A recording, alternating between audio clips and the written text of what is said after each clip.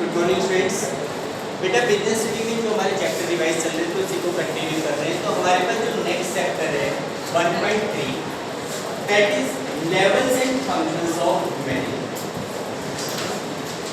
Levels and functions of management.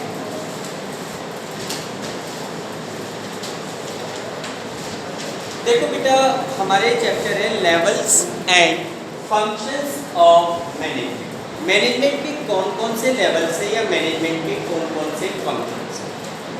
देखो बेटा किसी भी ऑर्गेनाइजेशन में आपको पता है कि बहुत सारे वर्कर काम करते हैं, ठीक है।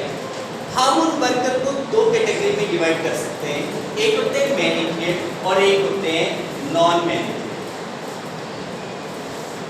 मैनेजरियल वर्कर और दूसरा होता है नॉन मैनेजमेंट। देखो मैनेजरियल वर्कर का मतलब होता है कि जो दूसरों को मैनेज करते हैं, जिसमें हमारे पास director, general manager, purchase manager, departmental manager, foreman ये। और नॉन मैनेजरियल वर्कर्स का मतलब होता है कि those employees who are managed by other, जो दूसरों के द्वारा मैनेज किए जाते हैं, जिसके अंदर लेबर इंक्लूड होती है। तो हम लोग कहते हैं कि ऑर्गेनाइजेशन में दो प्रकार के एम्प्लॉइज काम करते हैं, एक होते हैं मैनेजरियल, एक होता है नॉन मैनेजरियल, ठीक है। अब बात करते हैं कि मैनेजरियल वर्कर के बारे में। देखिए बेटा जो एम्प्लॉय ऑर्गेनाइजेशन में मैनेजमेंट का काम करते हैं उनको मैनेजरियल वर्कर कहा जाता है, जिसके 3 डिफरेंट लेवल्स होते हैं। कुछ लोग क्या करते हैं, थिंकिंग का काम करते हैं, प्लानिंग पॉलिसीज बनाने का काम करते हैं। कुछ लोग क्या करते हैं, कोऑर्डिनेशन एस्टेब्लिश करने का काम करते हैं इन द डिपार्टमेंटल एक्टिविटीज। कुछ लोग क्या करते हैं, वर्कर्स को मॉनिटर करते हैं। तो इसलिए जो मैनेजमेंट के लेवल्स होते हैं उनको अलग अलग कैटेगरी में डिवाइड किया जाता है। देखो हमारे पास जैसे सबसे पहले तो ये आ गई कि लेवल ऑफ मैनेजमेंट। तो देखो एक्चुअल में मैनेजमेंट के 3 लेवल्स होते हैं। There are 3 levels of management. Levels of management. देखो मैनेजमेंट के 3 लेवल्स होते हैं, कौन कौन से। First is top level management, top level management. Second is lower level middle level management, middle level. और थर्ड होता है हमारे पास lower level management, lower level management. There are 3 different levels of management: top level, middle level and lower. It can be represented in a diagram. देखो जैसे ये है हमारे पास टॉप लेवल मैनेजमेंट, जिसके अंतर्गत कंपनी का CEO, directors, board of director के include होते हैं। Directors, board of director, general manager ये सारे इंक्लूड होते हैं। इनको कहते हैं टॉप लेवल मैनेजमेंट। देखो जो टॉप लेवल मैनेजमेंट होते हैं वो किसी भी ऑर्गेनाइजेशन के हेड का काम करते हैं, जिनका मेन फंक्शन होता है प्लानिंग एंड पॉलिसीज क्रिएट करना, यानी कि ऑर्गेनाइजेशन के ऑब्जेक्टिव डिसाइड करना, प्लानिंग बनाना, पॉलिसीज बनाना, ठीक है। फिर उसके बाद आता है हमारे पास मिडिल लेवल मैनेजमेंट, जिसके अंतर्गत मेनली डिपार्टमेंटल हेड या डिपार्टमेंटल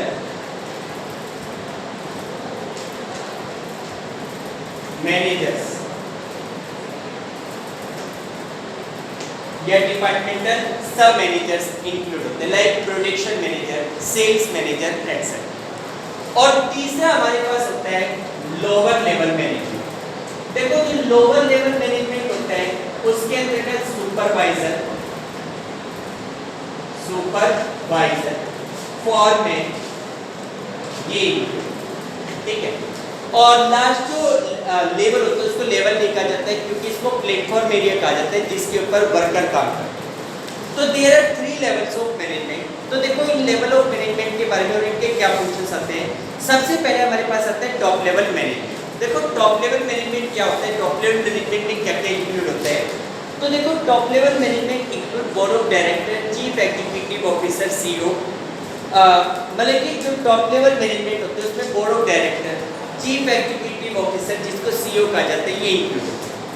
देखो जो चीफ एग्जीक्यूटिव ऑफिसर है सीईओ, उसको कई अदर नेम से भी जाना जाता है like managing director, general manager, president etcetera. ठीक है, देखो जो टॉप लेवल मैनेजमेंट है दे have all the authorities related to organization. Organization से रिलेटेड जितनी भी एक्टिविटीज होती है, अथॉरिटीज होती है, वो सारी टॉप लेवल मैनेजमेंट के पास होती है। तो इसमें कह रहे हैं कि top level management has all the management authority and because of these authorities officer of these levels are accountable to owner and share holder of the company. यानी कि इतनी सारी अथॉरिटी होने की वजह से इस लेवल की जो मैनेजमेंट्स होते हैं वो शेयर होल्डर या ओनर के प्रति रेस्पॉन्सिबल होते हैं। अब आते हैं functions perform by the top level management. देखो एक तो क्या है कि लेवल ऑफ मैनेजमेंट में आपको ये पता होना चाहिए कि कौन सा बंदा किस लेवल पे काम करता है, क्योंकि कई बार एग्जाम में जो क्वेश्चंस आता है वो इसी तरीके का आता है कि भाई Raj completed his MBA course, join as a production manager. तो प्रोडक्शन मैनेजर का कौन सा लेवल होता है पता होना चाहिए, मैनेजिंग डायरेक्टर का कौन सा लेवल होता है पता होना चाहिए। अब हम बात करते हैं functions perform at the top level management. देखो जो टॉप लेवल मैनेजमेंट के ऊपर जो बंदे होते हैं उनके द्वारा कौन कौन से फंक्शंस परफॉर्म किए जाते हैं। तो देखो टॉप लेवल मैनेजमेंट के जो फंक्शंस है उसमें पहला फंक्शन है डिटरमाइनिंग ऑब्जेक्टिव्स। ऑब्जेक्टिव को डिटरमाइन करना, ऑब्जेक्टिव को डिसाइड करना। देखो as we know that every organization is established for the attainment of some objective. हर ऑर्गेनाइजेशन किसी न किसी ऑब्जेक्टिव के अटेनमेंट के लिए बनाया जाता है, किसी न किसी ऑब्जेक्टिव को अचीव करने के लिए बनाया जाता है। ठीक है, एस्टेब्लिश किया जाता है। Top level management decide those objective for the attainment of which organization was established. यानी कि टॉप लेवल मैनेजमेंट उन ऑब्जेक्टिव को डिसाइड करता है जिनको अचीव करने के लिए, जिनको प्राप्त करने के लिए एक ऑर्गेनाइजेशन को एस्टेब्लिश किया जाता है। सेकेंड इसका ऑब्जेक्टिव है that is determining policies. Policies determine करना, पॉलिसीज बनाना। देखो बेटा for the attainment of objective different type of policies are formed in an organization. यानी कि हमारे ऑब्जेक्टिव को अचीव करने के लिए ऑर्गेनाइजेशन कई प्रकार की पॉलिसीज बनाती है, like policies related to credit selling, policies related to discount facilities, policy related to sales facilities etcetera. भाई जैसे कि for example policy related to credit से, भाई मान लो हमारे ऑर्गेनाइजेशन की ये पॉलिसी है कि no credit should be allowed to the customer. यानी कि किसी भी कस्टमर को कोई क्रेडिट अलाउड नहीं करना चाहिए, goods should be sold only in cash. तो इस प्रकार की जो पॉलिसीज है they are determined by the top level management. उसके बाद अगला पॉइंट आता है दैट इज, अगला जो इनका फंक्शन है दैट इज डिटरमाइनिंग एक्टिविटीज। देखो डिटरमाइनिंग एक्टिविटीज का मतलब क्या है कि for the attainment of organizational objective different type of activities are to be determined. Organizational objective को अचीव करने के लिए हमें कई प्रकार की एक्टिविटीज को डिटरमाइन करना पड़ता है, यानी कि कई प्रकार की एक्टिविटीज हमें परफॉर्म करनी पड़ती है, like purchasing, selling, production etcetera. तो टॉप लेवल मैनेजमेंट ये डिसाइड करते हैं कि which activities are to be perform. क्योंकि देखो कई बार क्या होता है कि ऑर्गेनाइजेशन में कुछ एक्टिविटीज ऐसी होती है which are to be perform within the organization, जबकि कुछ एक्टिविटीज ऐसी होती है which are to be hired from outside the organization. तो कौन कौन सी एक्टिविटीज ऑर्गेनाइजेशन अपने लेवल के ऊपर परफॉर्म करेगा, it is decided by the top level management. तो ये कह रहे हैं कि different activities to be perform for the fulfillment of objective are fixed such as sales, purchase, advertising etc. उसके बाद अगला पॉइंट आता है दैट इज assembling resources। देखो top level management have to assemble the resources required for the organization। देखो organization को successfully run करने के लिए, स्मूथली रन करने के लिए हमें कई प्रकार के रिसोर्सेज की रिक्वायरमेंट होती है। Many type of resources are required, like material चाहिए, लेबर चाहिए, हमें अच्छे मैनेजर्स चाहिए। All of these are appointed by the top level management, all of these are assembled by the top level management. ये सारे के सारे टॉप लेवल मैनेजमेंट असेंबल करते हैं। उसके बाद नेक्स्ट पॉइंट आता है that is controlling the work performance. देखिए it is the top level management who is accountable towards the owner and outside for the work performance of the organization. अगर किसी भी organization की work performance poor, production according to standard नहीं है, तो उसके लिए वर्कर को रिस्पॉन्सिबल नहीं ठहराया जाता, ओनर को रिस्पॉन्सिबल ठहराया जाता है, यानी कि टॉप लेवल मैनेजमेंट को उसके लिए दोषी माना जाता है। तो इसलिए क्या होता है कि जो भी वर्क परफॉर्मेंस है उसके लिए टॉप लेवल मैनेजमेंट है, तो दे मैनेज या they look after the overall work performance, वो पूरी की पूरी वर्क परफॉर्मेंस को कंट्रोल करते हैं। तो the progress in work is closely monitored by the top level management to get the desired result. ठीक है, उसके बाद नेक्स्ट पॉइंट है that is approving budget, budget approve करना। देखो बेटा, ऑर्गेनाइजेशन में जो फाइनेंस से रिलेटेड एक्टिविटीज है they are perform by the top level management. हालांकि ये बात अलग है कि अगर कोई छोटे मोटे खर्चे हैं, भाई कोई फोटो स्टेट करवानी है, कोई पेन पेंसिल खरीदना है, कोई स्टेशनरी का आइटम खरीदना है, तो उसके लिए तो हो सकता है टॉप लेवल मैनेजमेंट के बजट की रिक्वायरमेंट ना पड़े, उसके लिए हो सकता है टॉप लेवल मैनेजमेंट से परमिशन की रिक्वायरमेंट ना पड़े। लेकिन मोस्ट ऑफ केसेस में जो बड़े प्रोजेक्ट होते हैं उनके लिए जो बजट अप्रूवल होता है that is given by the top level management. तो ये कहते हैं budget prepaid by different managers are given final shape या approval is given to the budget. यानी कि कहने का मतलब top level management approve the budget prepaid by the different departmental managers. अलग अलग डिपार्टमेंट की मैनेजर्स ने जो बजट फॉर्मेट किया है, जो बजट बनाया है, that is approved by the top level management, उसे टॉप लेवल मैनेजमेंट अप्रूवल देते हैं। ठीक है बेटा, तो these are the functions perform by the top level management. ये कुछ फंक्शंस होते हैं जो टॉप लेवल मैनेजमेंट परफॉर्म करता है। उसके बाद सेकंड जो लेवल है उसे कहते हैं मिडिल लेवल मैनेजमेंट। मैनेजमेंट का जो सेकंड लेवल है that is middle level management. Middle level management क्या है, ये कौन से फंक्शंस परफॉर्म करते हैं? देखो, मिडिल लेवल मैनेजमेंट के ऊपर जनरली जो डिपार्टमेंटल हेड, डिविजनल हेड होते हैं, सब डिपार्टमेंटल हेड्स होते हैं, दे आर इन। भाई जैसे कोई कंपनी पूरे इंडिया में वर्क कर रही है, ठीक है, उसमें कंपनी ने क्या क्या रीजन बना दिए, ये नॉर्थ रीजन, ये वेस्ट रीजन, ये साउथ रीजन। हर रीजन का एक जोनल ऑफिसर होता है जिनको डिविजनल हेड कहा जाता है। डिविजनल हेड एक पूरी कंपनी में, मतलब कि डिविजनल जो हेड है वो मिडिल लेवल पे काम करता है। इसी प्रकार डिपार्टमेंटल हेड एक कंपनी में जो अलग अलग डिपार्टमेंट होते हैं, like production department, sales department, purchase department, उनके जो हेड होते हैं या उनके नीचे काम करने वाले जो सब हेड्स होते हैं वो सारे मिडिल लेवल मैनेजमेंट में आते हैं। देखो, जो मिडिल लेवल मैनेजमेंट है it lies between the top level and the lower level management. ये टॉप लेवल और लोअर लेवल मैनेजमेंट के बीच में एक कड़ी के रूप में काम करता है। कैसे?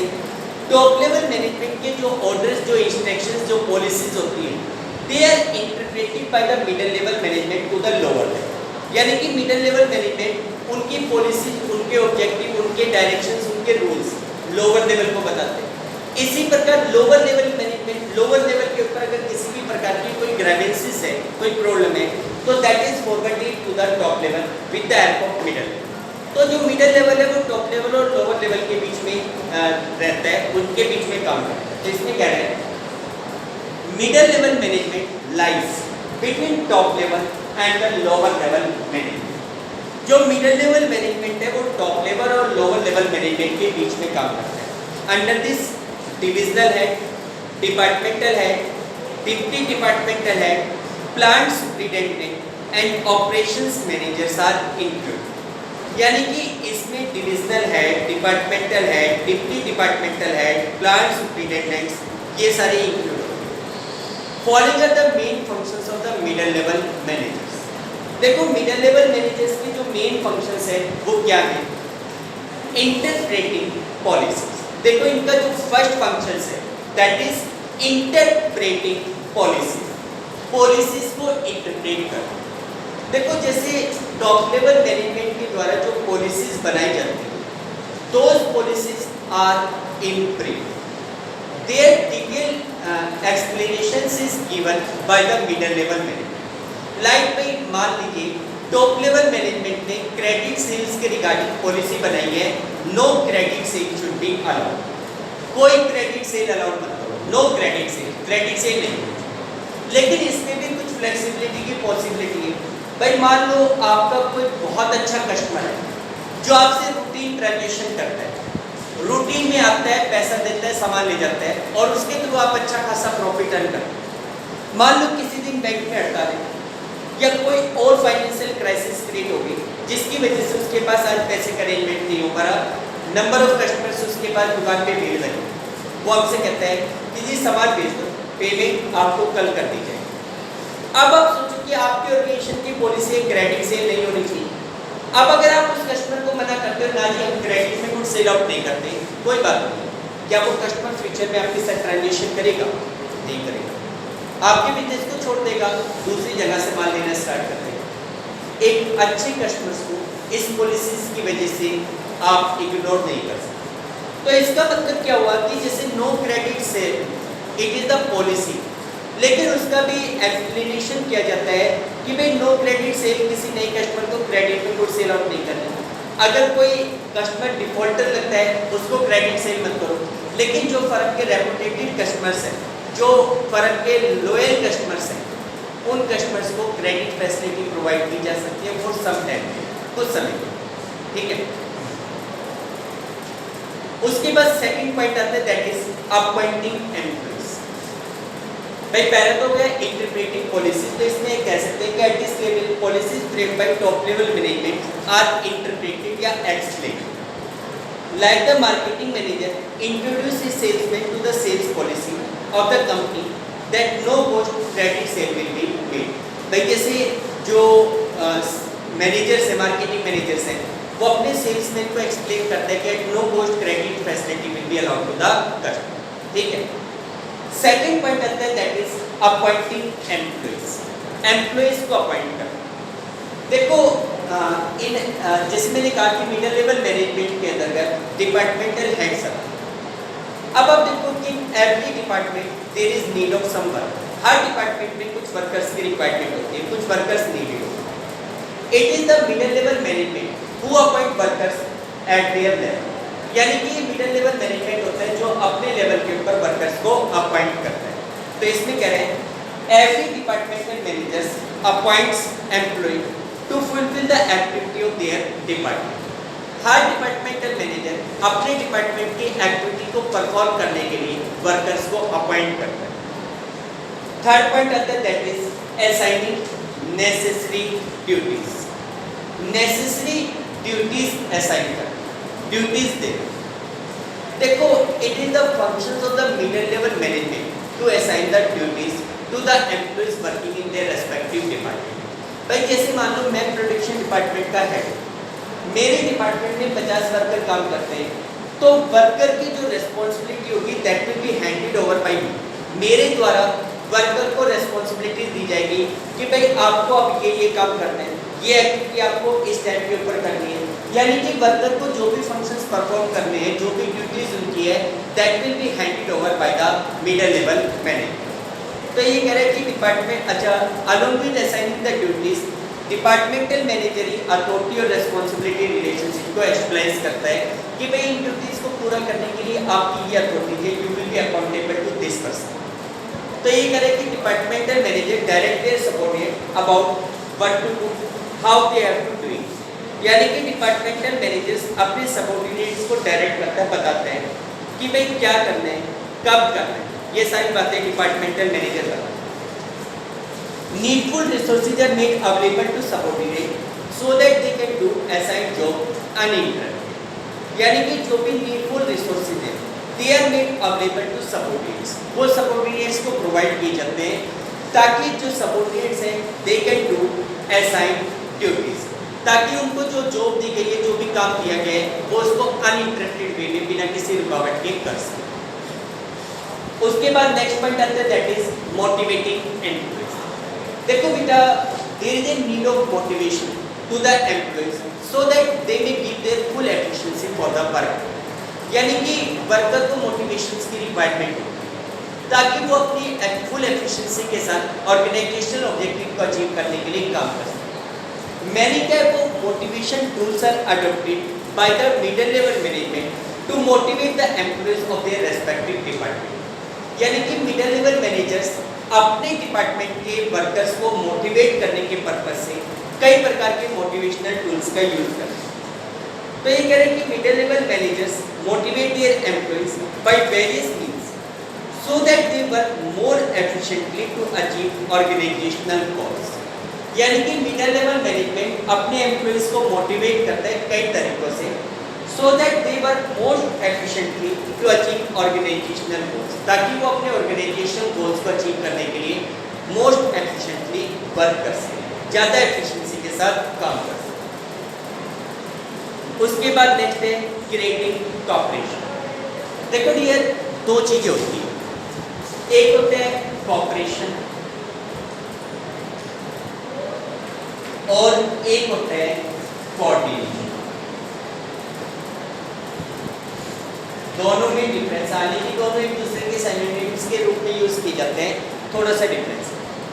Coordination means harmonious relationship between work performance of to persons. यानी कि दो लोग जब एक दूसरे को कोऑपरेट करते हैं वर्क परफॉर्मेंस में, दैट इज कॉल्ड कोऑर्डिनेशन। और when this coordination is voluntary it is called cooperation. ये कोऑपरेशन कहलाता है। जैसे एक छोटा सा एग्जांपल है, मान लो आज आपकी क्लास में कोई बच्चा अपसेंट रहा, नेक्स्ट डे वो क्लास में आया, मैंने किसी स्टूडेंट को कहा कि भाई तुम अपनी रिटन स्टडी की कॉपी इसको दे दो ताकि ये काम कर सके और आगे की पढ़ाई इसको समझ में आ। तो यहाँ पे क्या है, कोऑर्डिनेशन है जो मैंने कहकर आप लोगों से एक्सप्लेन करा। एक तरीका ये भी हो सकता था, मेरे आने से पहले कोई स्टूडेंट ये कहता भाई तू कल नहीं आया था, ये कॉपी पकड़ काम कंप्लीट कर लेना, दैट इज कॉल्ड कोऑपरेशन, जिसमें दूसरों की हेल्प की जा रही है ताकि दूसरा बंदा अपनी एक्टिविटी को परफॉर्म करे लेकिन अपनी इच्छा से, तो उसे कहते हैं कोऑपरेशन। देखो आपको पता है, मैं किसी भी डिपार्टमेंट में, किसी भी ऑर्गेनाइजेशन में जो डिफरेंट डिपार्टमेंट हैं उनकी एक्टिविटीज इंटर रिलेटेड है। अगर एक डिपार्टमेंट अपनी एक्टिविटी को टाइमली परफॉर्म नहीं करेगा तो it will affect the activities of other department, ये दूसरे डिपार्टमेंट की एक्टिविटी को इफेक्टेड करेगा।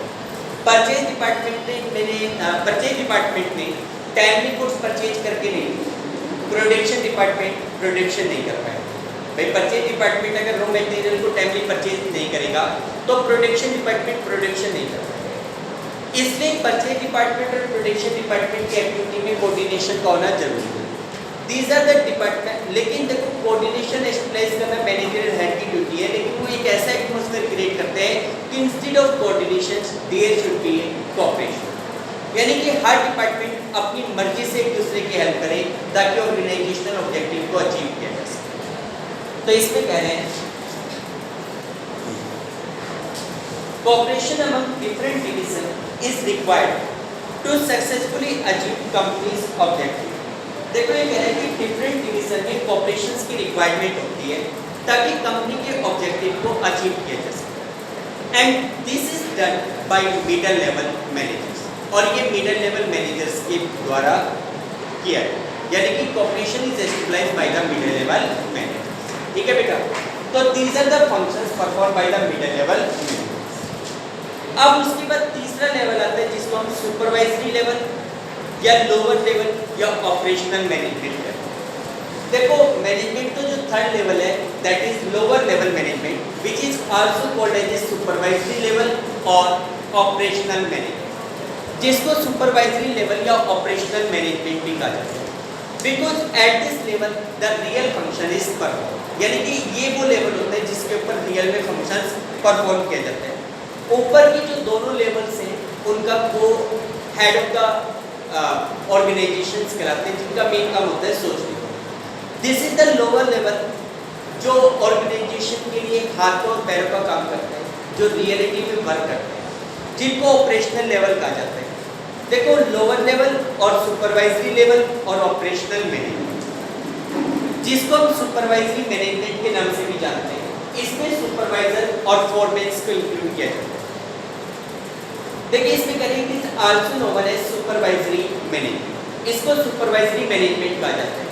Under this various foreman and supervisors are included, इसमें कई फोरमैन और supervisor include, they are called first line managers. इनका दूसरा नाम होता है फर्स्ट लाइन मैनेजर, इनको फर्स्ट लाइन मैनेजर्स भी कहा जाता है। Following are various functions of supervisor और लोअर लेवल मैनेजर्स। देखो लोअर लेवल मैनेजर्स के जो फंक्शंस है वो क्या है?